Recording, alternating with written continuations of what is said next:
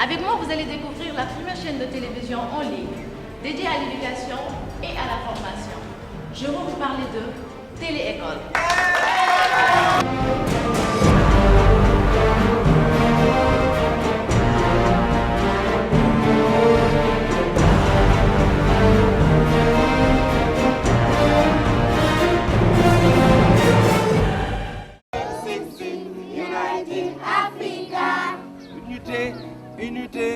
Unité, Africa. Unité, Africa. 13, 6, united. 13, 6, united. 13, 16, united Africa. C'est à travers les rencontres, les échanges et le partage favorisés par Éco-Jeunes Solidaires que les jeunes de la zone animés d'un même idéal et d'un même espoir s'unissent et tissent les liens de solidarité et d'entente nécessaires à l'épanouissement et l'éveil de leur communauté. Éco-Jeunes Solidaires est la considération que nous portons à notre environnement naturel et social est un des fruits du travail initié en 1984 par Serigne Babacar Mbow et Sokhna Aïssa Cissé, pour qui nous exprimons une profonde et sincère reconnaissance. C'est la transmission d'une génération entière de foi, de travail et de constance.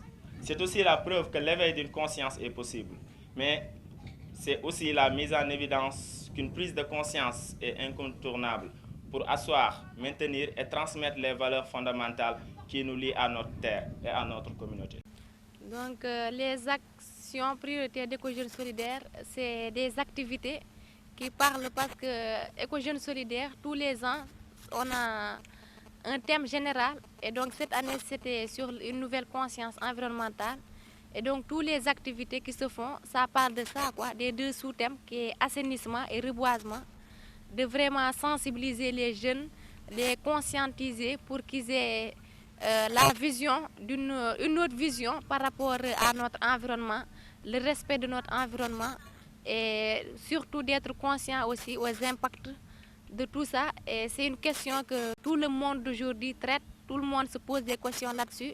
Et donc nous, notre geste, c'est ça quoi, de pouvoir sensibiliser les jeunes à ça pour qu'ils aient le maximum d'informations et surtout un acte par rapport au développement de leur commune, parce que c'est à eux de le faire.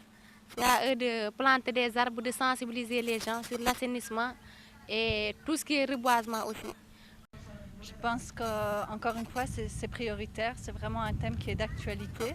Les gens de la zone sont des agriculteurs qui dépendent vraiment de la terre, qui dépendent d'une structuration urbaine ou villageoise qui soit durable et soutenable et qui dépendent vraiment d'une conscience environnementale vis-à-vis de l'agriculture bio, vis-à-vis de la propreté des eaux, les eaux usées, le problème des déchets, le compostage, etc., etc., aussi les habitudes alimentaires.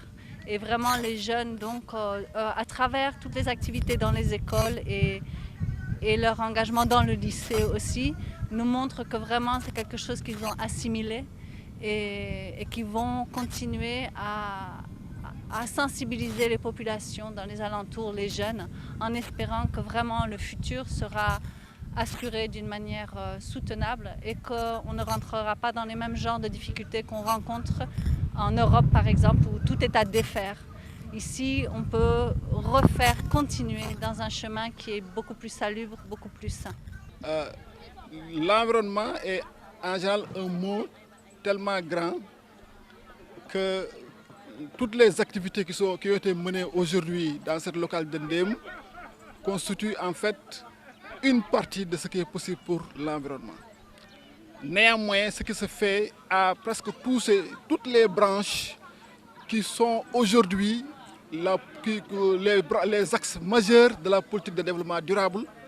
Le développement durable qui n'est rien d'autre que l'ensemble des activités qui se mènent dans les villages, dans les localités comme Ndéme et qui a l'objectif de satisfaire les besoins des populations présentes et en prenant compte les intérêts et les avantages des populations demain, des populations futures, donc de nos futurs petits-enfants.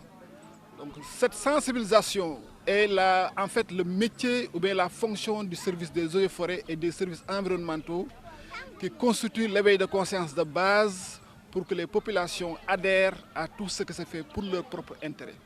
C'est pourquoi, quand on conserve l'environnement, on est sûr d'assurer un développement qui dure, un développement qui est rentable et un développement qui est écologique. Téléécole.